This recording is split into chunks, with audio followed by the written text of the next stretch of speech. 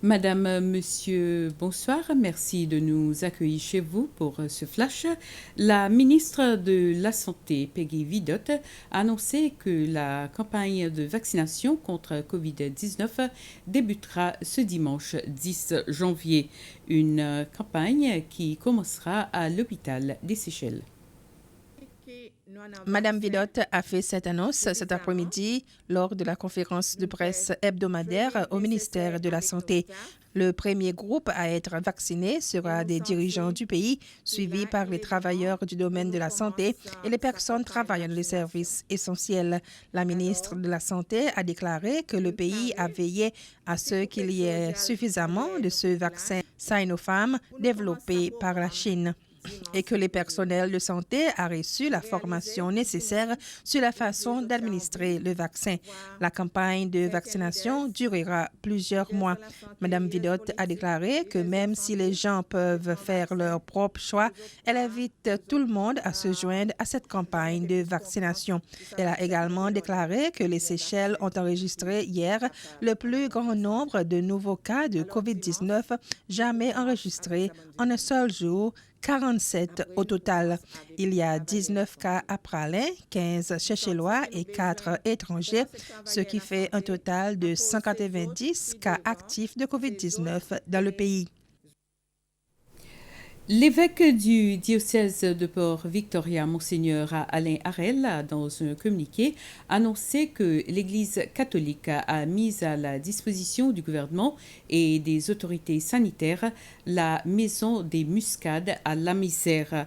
L'évêque Harel a déclaré que ce geste est en solidarité avec tous les efforts entrepris pour contenir l'épidémie du coronavirus.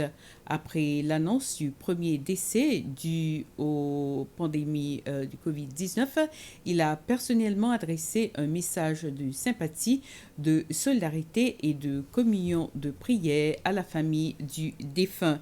Il exhorte les Seychellois à plus que jamais de poursuivre leurs efforts pour casser la chaîne de transmission. Dans un communiqué provenant de la State House, la nation en entière est invitée à s'unir dans un moment de prière demain à midi. La session de prière sera en direct sur la SBC, Radio Cécile et Paradise FM. La nation est invitée à prier pour la protection du pays en ce moment difficile.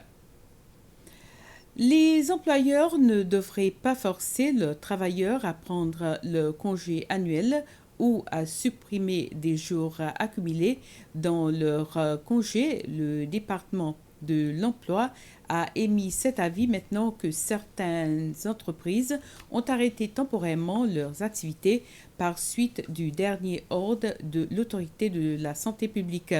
Cet ordre du département fait suite à des plaintes de certains travailleurs selon lesquels leurs employeurs les ont forcés à prendre le congé annuel, voire à supprimer les jours qu'ils avaient accumulés dans le congé annuel. Le Conseil national pour les enfants, le NCC, est en train d'offrir davantage des services psychologiques et thérapeutiques à toute personne, qu'il s'agisse aux enfants ou adultes, des personnes qui souhaitent parler à quelqu'un de ce qu'elles ressentent actuellement.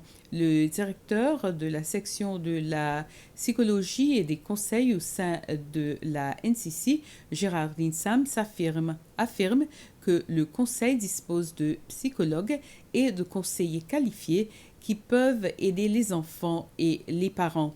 NCC dit qu'elle offre toujours ses services, mais qu'il met désormais davantage l'accent sur ces services maintenant qu'il y a de l'anxiété et de la peur concernant la transmission communautaire de la COVID-19.